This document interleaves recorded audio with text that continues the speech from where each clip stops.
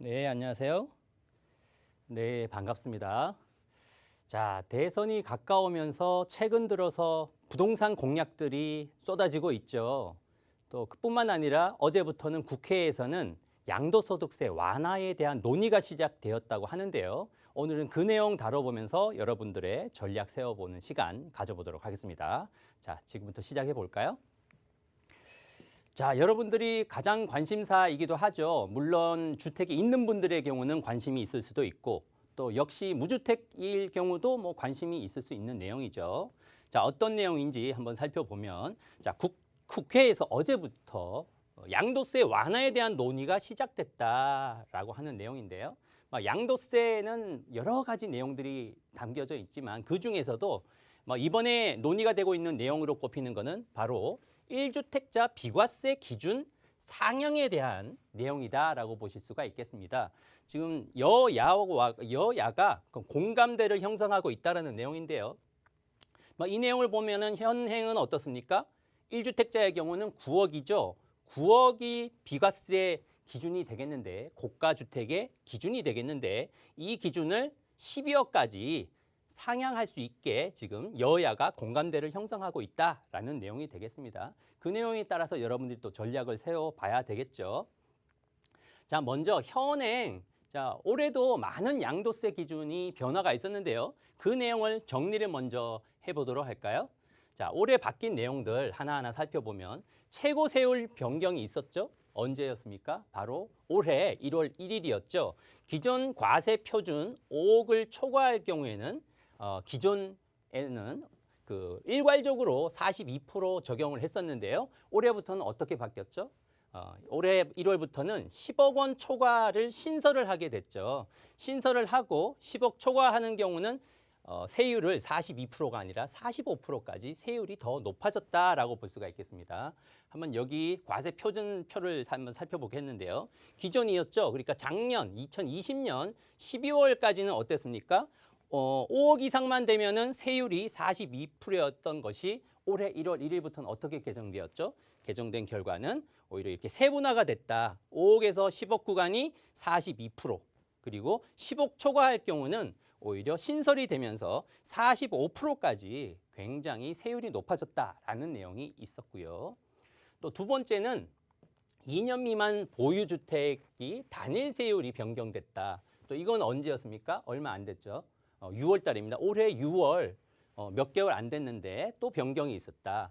어땠습니까? 기존이라고 하면 올해 2021년 5월까지가 되겠죠. 5월까지는 2년 미만의 보유주택의 경우는 양도세율이 1년 미만 보유를 하고 팔았을 경우에 양도세율이 40%, 그리고 1년 이상일 경우에는 기본세율이 적용됐는데, 자, 올해 6월 1일부터는 어떻게 변경이 되었죠? 1년 미만일 경우는 40%에서 무려 70%까지 대폭 양도세율이 높아졌다. 그리고 1년에서 2년 구간은 어떻죠? 60%까지. 자, 기존보다도 변경된 세율을 보시는 바와 같이 양도세율이 단기간, 그러니까 뭐 이런 투자라든지 정부에서 바라보는 시각은 투기꾼이 되겠죠. 이제 투자를 차단하기 위해서 단기간 매도를 하는 경우에는 양도세율을 무려 70%, 60%까지 대폭 올림으로써 이 단기간에 팔 수가 없게 됐죠. 그러니까 지금과 같이 시장 환경이 거래 절벽에 빠질 수밖에 없었던 이유들이 하나하나 설명되고 있다라고 보실 수 있겠습니다. 또 다음 한번 볼까요? 중과 대상 분양권이 있죠. 분양권이 중과 대상으로 확대가 됐는데 이건 또 시점이 언제였죠? 역시 얼마 전 올해 6월 1일 날 또 변경이 있었죠. 자, 기존은 어땠나요? 조정 대상 지역의 분양권의 경우는 보유 기간은 불문하고 50% 일괄적으로 양도세를 부과를 했는가 하면 6월 1일부터 바뀐 세율은 어떻습니까? 모든 분양권, 지역 불문하고 모든 분양권에 대해서 이제 단기간에 매매할 경우에 양도세율이 대폭 높아졌다라고 볼 수가 있겠네요. 자, 1년 미만은 어떻죠? 무려 분양권이라 하더라도 양도세가 70% 부과되게 됐다. 그리고 1년 이상일 경우는 어떻습니까?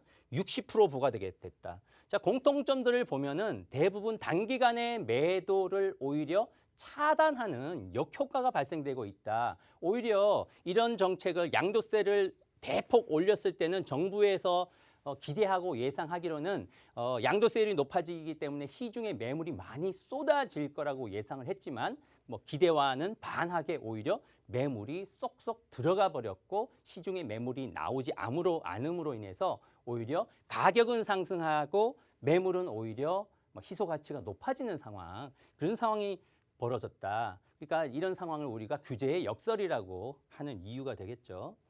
다음 보면은 양도세 중과세율 역시 올해 6월이었죠. 얼마 전에 또 개정이 있었는데요. 자, 2주택 그리고 3주택 이상 중과세율이 이제 또 변경이 됐는데 또 기존은 어떻습니까? 기존이라고 하면은 2021년 5월, 올해죠, 올해 5월까지 적용됐던 세율을 보면 2주택 중과세율을 보면은 기존 세율에서 플러스 10%또 적용이 됐죠. 기본 세율이라고 하면 몇 프로 되겠습니까? 6%에서 45%인데요. 여기에서 플러스 10% 적용되던 것이 이번 6월부터 개정된 거는 또 더 높아졌죠. 이 기본 세율에서 플러스 20%까지도 더 대폭 높아졌다. 그렇다면 3주택 이상은 또 어떨까요? 기존에는 기존 세율에서 플러스 20%더 적용되던 것이 이번 6월부터는 어떻습니까?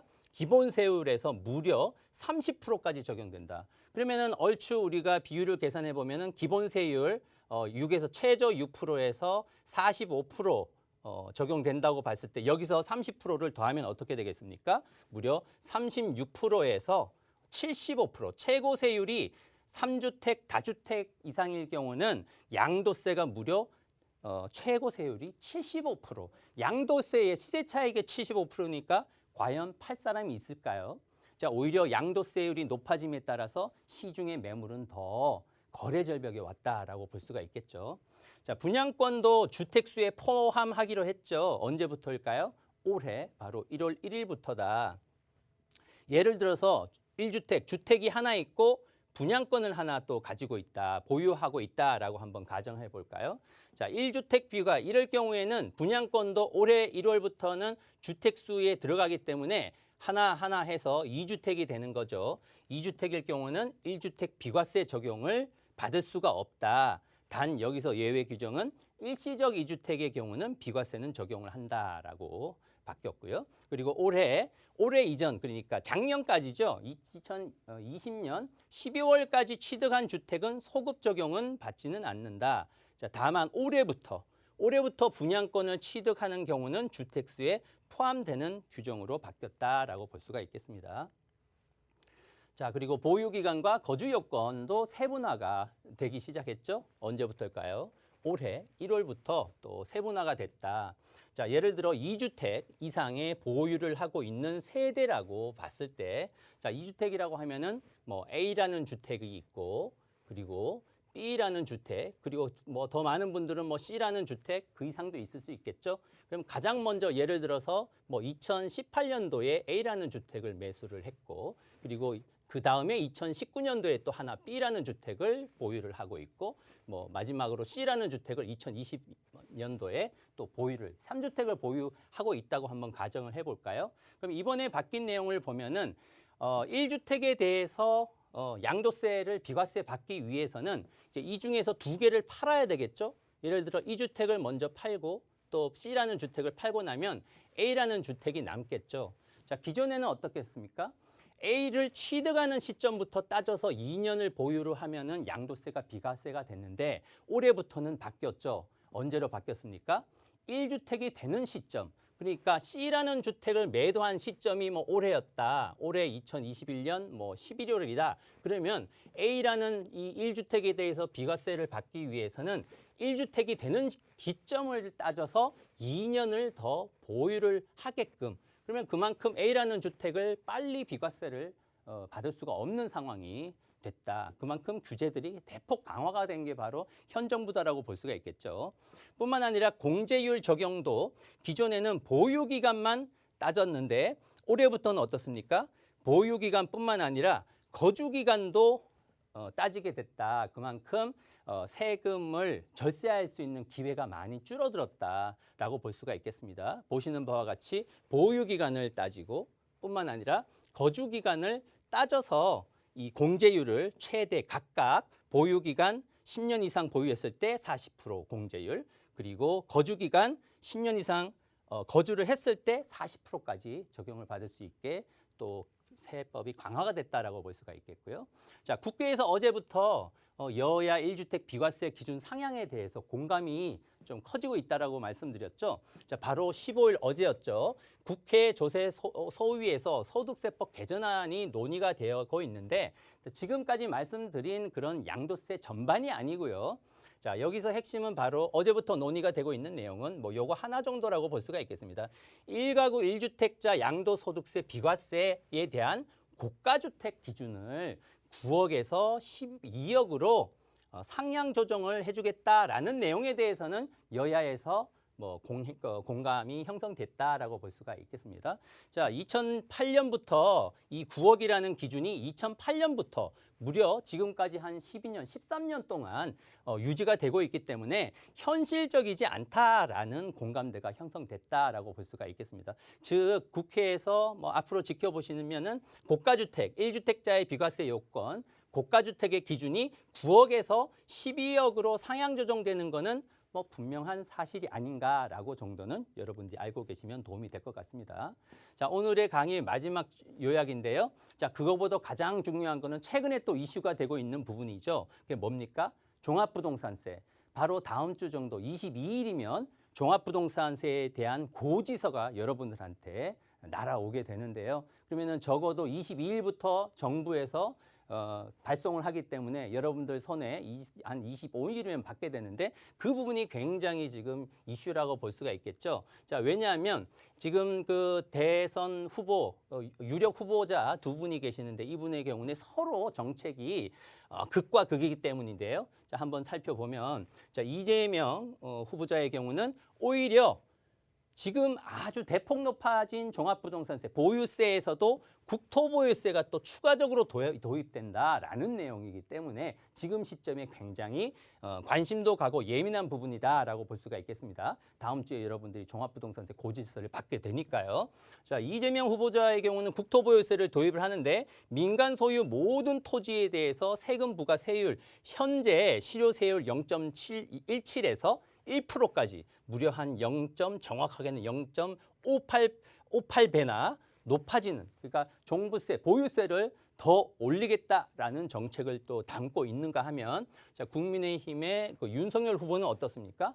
오히려 지금 시점에 뭐 어제 보도 자료들을 여러분들이 보시더라도 보유세, 종부세에 대해서 급등을 차단을 하고자 종부세에 대해서 전면 재검토를 하겠다라고 연일 보도 자료가 나오고 있기 때문에 여러분들이 관심을 가지면 좋겠다라는 말씀을 드리겠습니다. 자, 뿐만 아니라 지금 윤석열 후보자의 경우는 자, 1주택자 양도세라든지 재산세 부담도 축소를 해주겠다라고 공약에 담고 있고요. 또 다주택자 양도세를 한시적으로 감면을 해주겠다는 내용뿐만 아니라 주택 공시가격 현실화를 속도 조절을 하겠다.